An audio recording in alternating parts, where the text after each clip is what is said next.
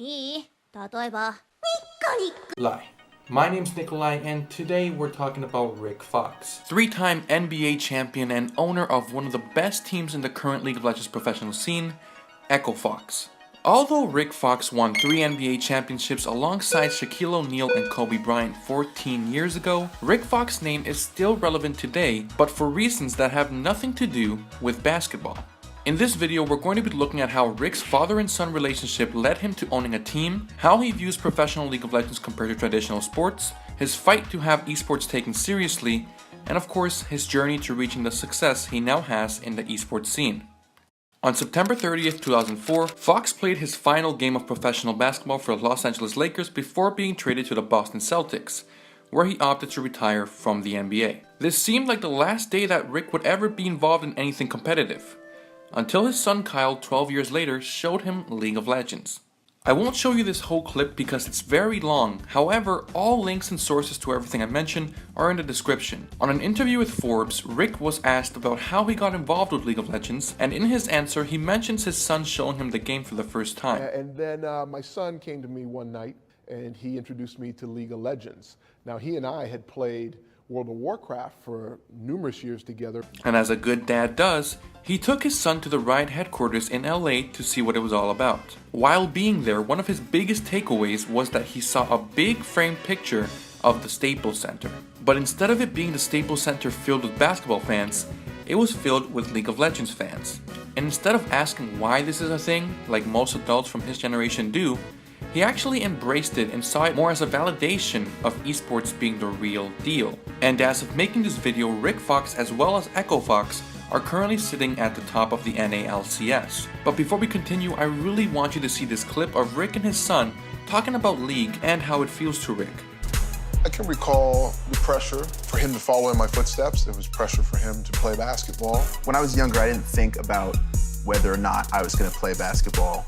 I really gave it a shot when it comes to sports, but I don't feel the same way about those as I do video games. Video games brings out a whole host of emotions, you know, depending on what game you're playing. Turtle goes down, double it with another one. Game 1 coming up 39 minutes in. Very convincing from Counter Logic Gaming. Similar expressions of competition and the dedication and the focus and the intensity and the anxiety and the nerves, everything that lives in the world of the game I played for 20 years of my life looks the same in any arena. Oh, come on.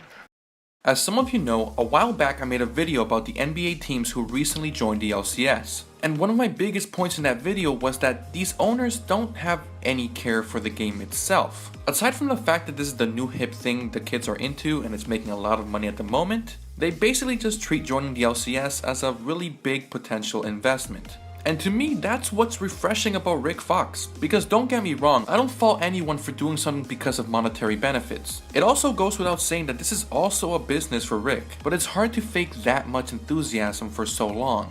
In the past, we've had other celebrity and recently big name owners in League of Legends, but none showed as much passion as Rick does. And Shaq never mentioned League again after his team got relegated. Thanks for trying though, Shaq. And recently it seems the League community has really started to show love to Rick. Whether it's for the success of Echo Fox or because of his 200 IQ plays when he streams. Yes. Oh, you want to play this game? You want to play this game? Damn it. She did. She wanted to. Yeah, she wanted to play that game. Rick is literally the opposite of who you would think would be fighting for people to take esports seriously.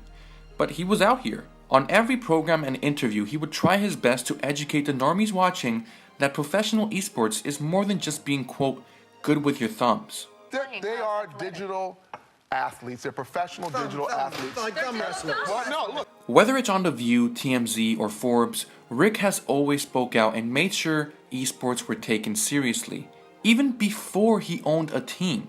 And this is what I was talking about earlier with how it would be hard to fake this much enthusiasm. All the major organizations and Shaq jump in, show a little love, and then it's pure business until it's their time to go. It has been nothing but pure passion from Rick from the start. From actually taking time to understand the game. What are the 2 colors representing each side? Red and blue. What's the currency of the game? Gold. Name all the positions. Mid, top, ADC carry, support, jungler. All the way to even frequently live streaming himself playing the game with his son. You can really see this guy actually really fucks with the game. Right. It's just sometimes it's understood that. Let's go get Dragon. This is not the it. best Come call. Okay, When you say we can do it, they know where we're at because it's warded. Okay, well, I'll keep an eye on them. They're doing it. Oh. Wow. Oh, and we wow. Okay, take and this. we killed him. Take this. Now we can do it.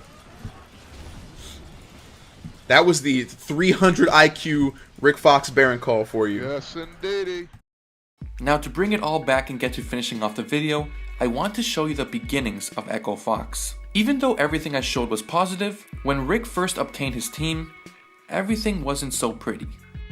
Many esports fans doubted Rick's ability to lead an esports team, and unfortunately, on his first regular season run, in 2016, Echo Fox finished dead last with a record of 15 losses and only 1 victory. With this result, Rick's team faced relegation and had to win a best of 5 against another team that was facing relegation, the second worst team at the time, NRG. Ironically, Shaquille O'Neal's team at the time. It's crazy how years ago they were playing basketball side by side, and later on in life they would find themselves against each other leading League of Legends teams. Rick Fox baseline jumper. Oh, what a pass! And Shaq slams it in.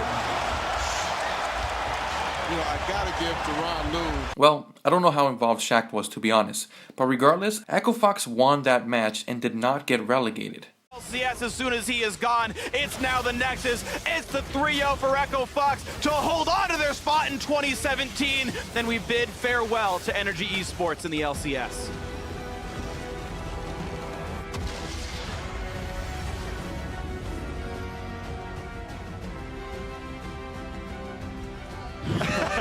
Sigh of relief from Keith.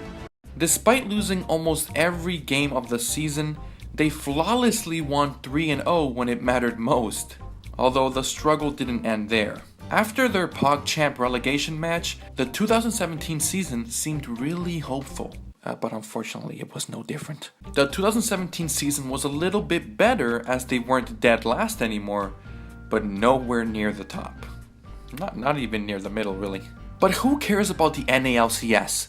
What's important is the G League, the League of Legends Challenger Series, where Echo Fox created the most legendary team of all time, Delta Fox, the League of Legends Dream Team, featuring Dyrus, Skara, Voyboy, Shifter, and I'm a Cutie Pie. These legendary high elo players, put together by the mastermind Rick Fox, were ready to win the Challenger Series and show the world what Echo Fox is really about. They went 0-10, were the worst team in the Challenger Series, and they didn't win a single match. But after 2 back-to-back unsuccessful seasons, Rick wasn't done. He kept building his team, kept learning from his mistakes, and now as of making this video, Rick and Echo Fox are sitting pretty at the top with the best record in the league. And I'm not saying Echo Fox will 100% continue this wave and be NA champions, go to Worlds, stomp on Faker, and take the cup home. But just making it this far, after all the struggles they faced and everything Rick has done, it's really a beautiful thing. And it couldn't have happened to a better guy. I genuinely think Rick Fox is the best owner in the league. While all the other big teams are owned by big organizations and Wukong, Rick is the face of his team and doesn't just tweet about it from home. He's genuinely a fan of the game, and this is someone who has competed at the highest level in one of the biggest sports. Whether or not this started out as just a business opportunity for Rick or a way to get closer to his son, today, it has definitely become a passion. You know what? You have to not be Kyle, hit by a Kyle, cop. you need to stop talking so I can focus. Just stop talking, please. Please stop talking. That's like the fastest anyone has moved in on me, ever. Like, I've been playing this game for a long time, and this is bullshit. Okay. I hate to back it this early in the game.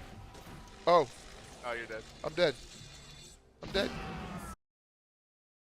What do you think about Rick Fox and his journey through the esports world? Let me know in the comments below. And hey, if you're new around here and you want to see more videos like this in the future, click or tap my face to subscribe. And in case you want to watch one of my previous videos, click the video to the right. But most of all, as always, thank you so much for watching and have a good day. Peace.